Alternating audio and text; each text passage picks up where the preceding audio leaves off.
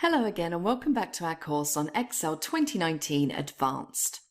So far in these sections on statistical functions, we've looked at descriptive statistics where we summarize statistical data, and we've also looked at prediction or forecasting. In this section, we're going to look at statistical functions for inference, and typically when we're looking at inferential statistics, we mean that we take a sample of some sort, and on the basis of that sample, we make statements about the population from which that sample has been taken. Now, I'm going to base this section on a very straightforward example, and in this example, a doctor's surgery have taken the heights of a number of female patients.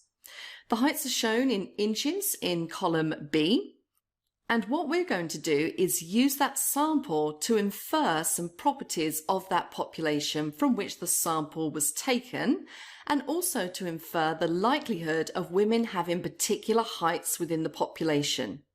Now, in doing this, I'll be making quite a lot of assumptions, and if you have a reasonable knowledge of statistics, you may be familiar with some of those assumptions and some of the issues that arise. But one of the main assumptions I am making is that given a particular doctor's practice and the area that it covers, that sample is big enough to represent the population of all female patients.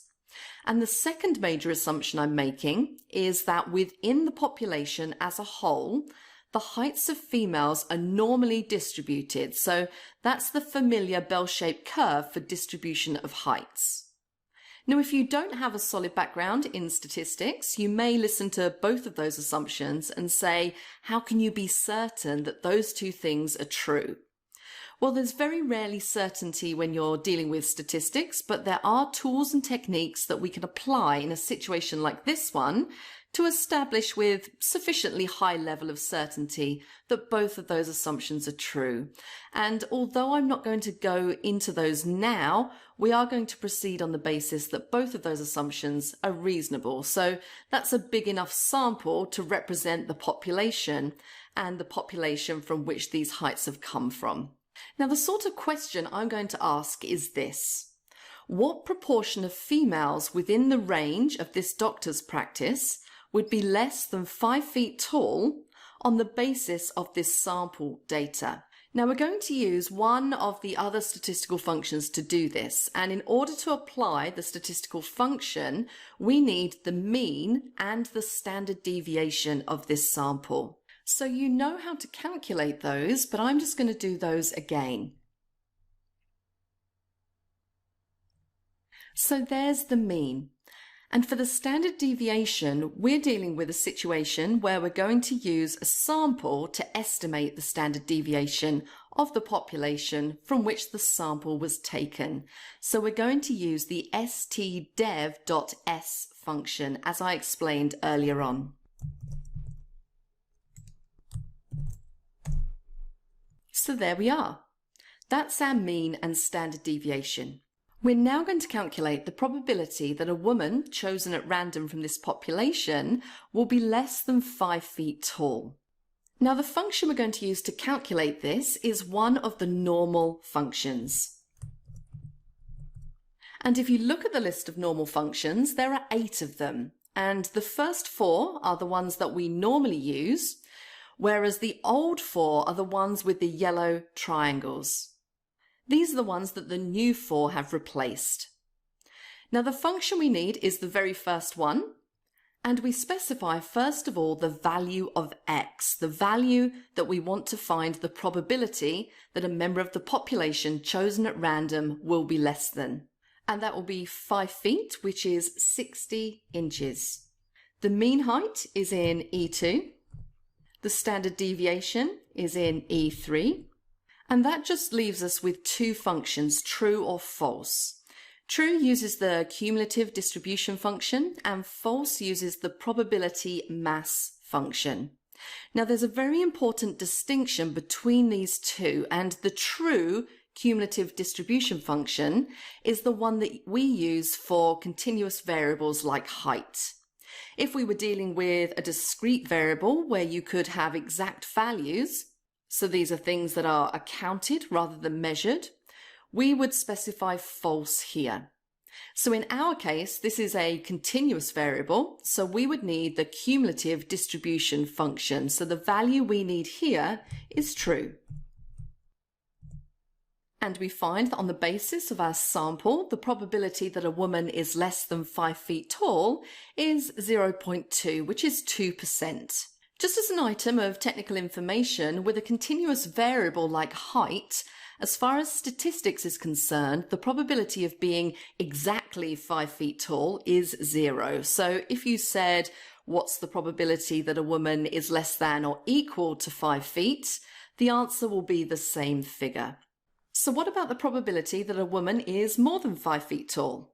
Well, given that all women will either be less than or more than, and I ignore the equal to for reasons that I just said, then if 2% of women are less than 5 feet tall, 98% must be more than 5 feet tall. So expressing this as a probability, a number between 0 and 1, the probability that a woman is more than 5 feet tall is actually 1 minus E5.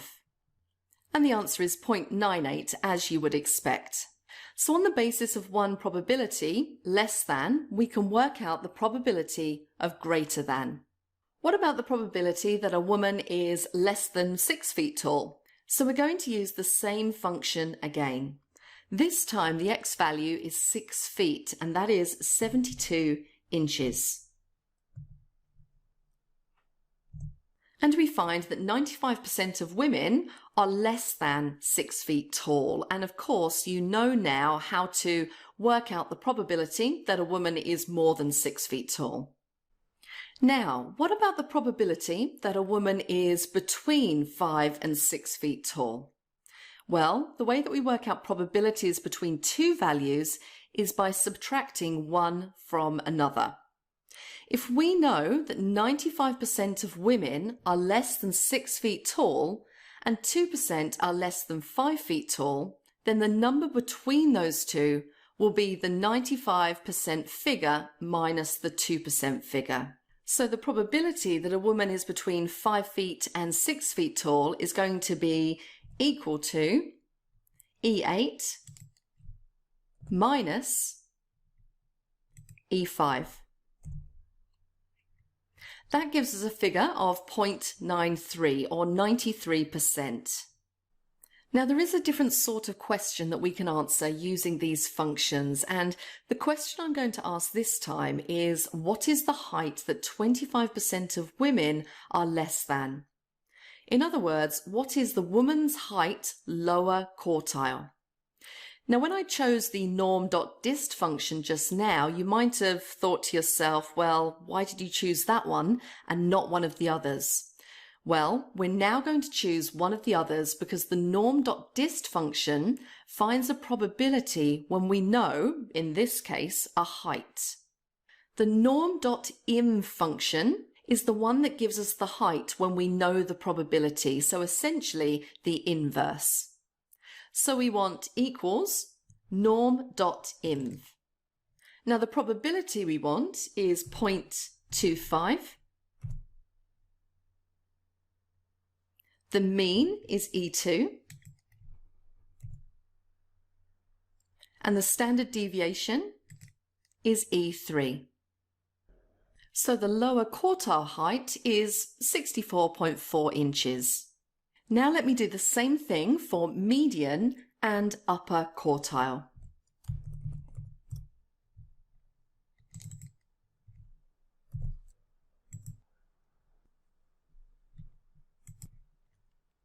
And there we are. Lower quartile is just under 64.5 inches. The median is just over 5 feet 6.5, and the upper quartile is just under 5 feet 9.